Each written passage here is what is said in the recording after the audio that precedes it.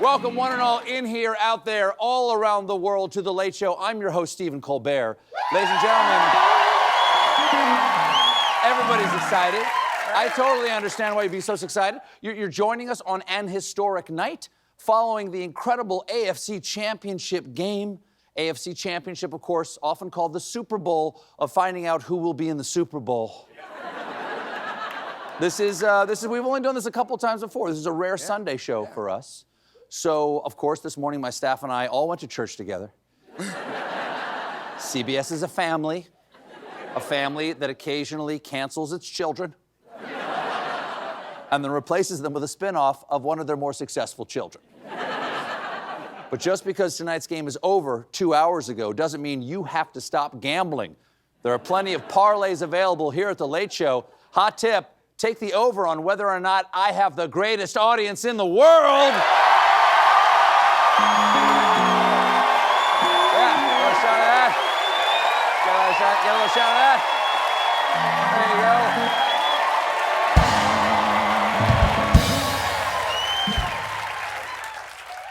go. That cheer just lost some kid their college savings.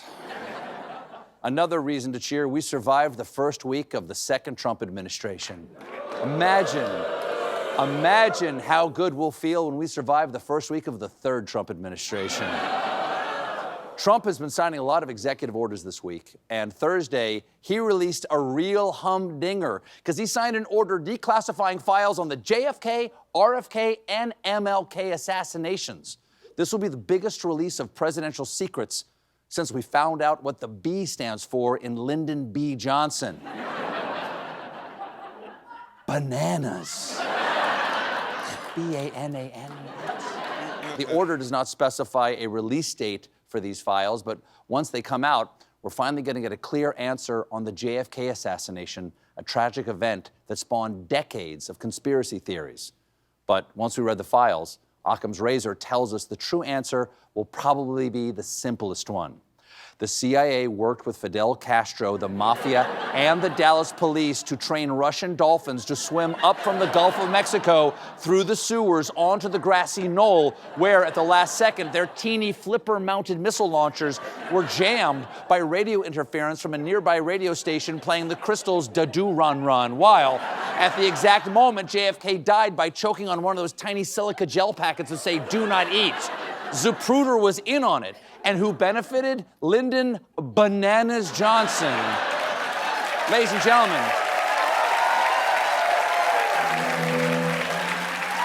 remember the first rule of conspiracies: follow the monkey.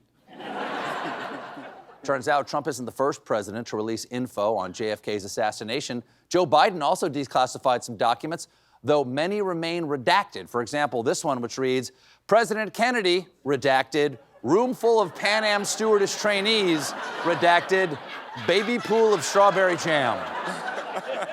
We'll never know. One of the reasons that they have kept these files secret so long is that intelligence agencies all say the threat to national security outweighs public interest. Yes, we cannot have our 60-year-old secrets fall into the Soviets' hands. Sir, look at this. Apparently, Americans are close to developing something called fax machine. It will allow us to send borscht recipe with push of button. And Trump's executive orders are upsetting you. You're not alone. He's been pissing people off on a global scale. Thursday, he zoomed into the World Economic Forum in Davos, Switzerland. You know their slogan, Davos, you're too poor to hear our slogan. In a rambling address, the president, among other things, blasted European regulation and trade policies while also renewing his promise for across-the-board tariffs. The only way to make Europeans angrier would have been to publicly shame the singing career of David Hasselhoff.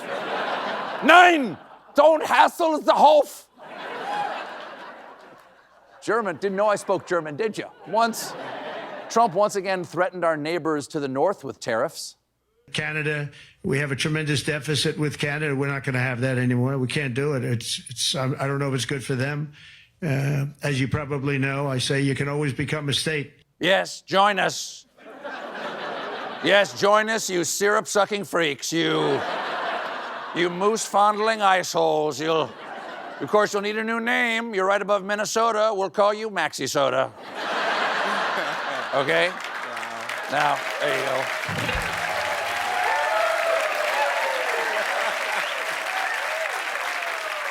Trump also had this long ramble about how not winning the 2020 election was a good thing for him personally. It turned out through a stroke of luck, or whatever you might call it, that I'm going to be president during the World Cup and the Olympics and the 250th anniversary. Yes, I'm also going to be in office for Wicked 2. No spoilers, please. I hope that witch Alphabet wins the Quidditch game. The wizard only offered her that job because of green DEI, which is why she became wicked and chose to defy gravity, which was bad news for all the people of Narnia. But I'll tell you, I wouldn't kick that white queen out of bed for eating Turkish delight, if you know what I mean. There's no place like home. Trump also caught heat earlier in the week for his threats to non-consensually acquire Greenland.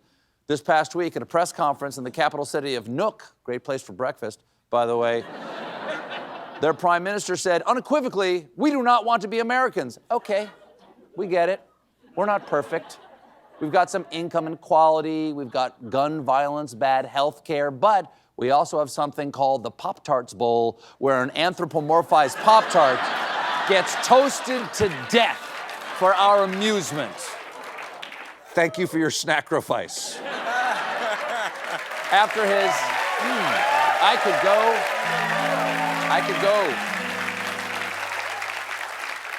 After his speech, a reporter asked Greenland's prime minister if Greenland had conveyed the message that it is not up for grabs directly to Trump. You shouldn't have to convey that. It's 2025. There aren't places still up for grabs.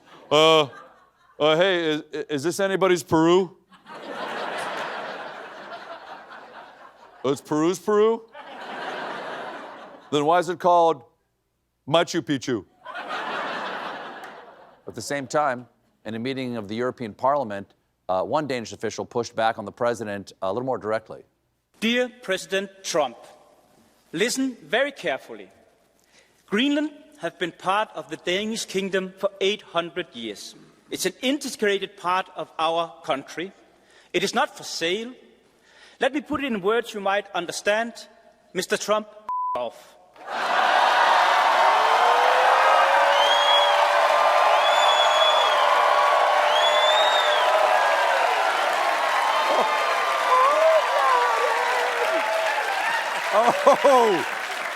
Oh, damn, son. You just got skewed. How's that taste? I'm guessing like salty licorice. One of the first executive orders Trump signed this week was one officially creating Elon Musk's brainchild, the Department of Government Efficiency, or DOGGY. And I trust I'm mispronouncing that correctly. And it looks like Elon's found his first target for trimming federal spending, the U.S. penny. What? Lose the penny? This is the worst thing that's ever happened to Abraham Lincoln. But Musk's logic is hard to argue. The penny costs over 3 cents to make and costs U.S. taxpayers over $179 million in fiscal year 2023, and the mint produced over 4.5 billion pennies in fiscal year 2023, around 40% of the 11.4 billion coins for circulation produced. It's true. The mint has to keep making pennies because nobody uses them. If you get them in your change, you just put them in the giant wine jug you keep by the fireplace until one day it's buried with you like some low-rent pharaoh. So I'm torn here. On the one hand, the penny is obviously an outdated waste of money whose time is past. On the other hand, I like it. To decide what's the right thing to do, let's flip a coin, specifically a penny, okay? So heads, we ditch the penny.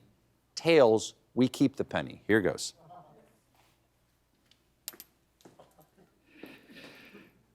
It's not worth picking up. Of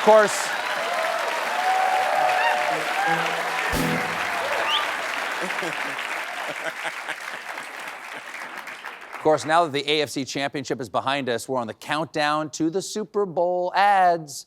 And We're already getting some really nice teasers. For instance, this week we saw this one of Drew Barrymore and Orlando Bloom in a commercial for a cruise ship company.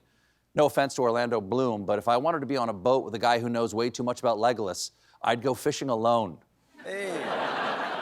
We're also getting a preview of an ad for Taco Bell featuring Doja Cat and the new Liv Moss drive-thru cams that take people's photos after they order Taco Bell. Great idea. Because everybody's first thought after grabbing their 1 a.m. hot bag of wet beans is, I wish my loved ones could see me now. And if you love, folks, if you love those celebrity Super Bowl ads but don't want to wait 2 weeks for them, you're in luck, because tonight The Late Show is proud to present the exclusive debut of this new star-studded commercial. Jim? Hello, I'm Emmy and Tony Award-winning actor John Lithgow. If I know one thing, it's how to imbue characters with the kind of depth that suggests a rich inner life. But if I know another thing, it's that you can't drive hard to the hoop in a clown-ass pair of basketball shoes. That's why you need Air Lithgows. With a lightweight upper max zoom cushioning and reinforced midsole, you'll be breaking ankles and making suckers cry more than terms of endearment. No other shoe features pressure-mapped angle support, hex force heel, and soles featuring the range of my work in both comedy and drama. When I played Churchill on The Crown, I held nothing back, just like you'll hold nothing back when you get on the court wearing Air Lithgows. Hang on, who am I kidding? I shouldn't be selling basketball shoes. I've got nothing to do with basketball. This is a mistake. Ha, fake out, see? That's how good you'll be, juking fools in Air Lithgows. Rock, meet Rim. Available at all remaining Grumbles and Shoe Circus locations. We got a great show for you tonight. My guest is Deion Sanders. When we come back, meanwhile, join us, won't you?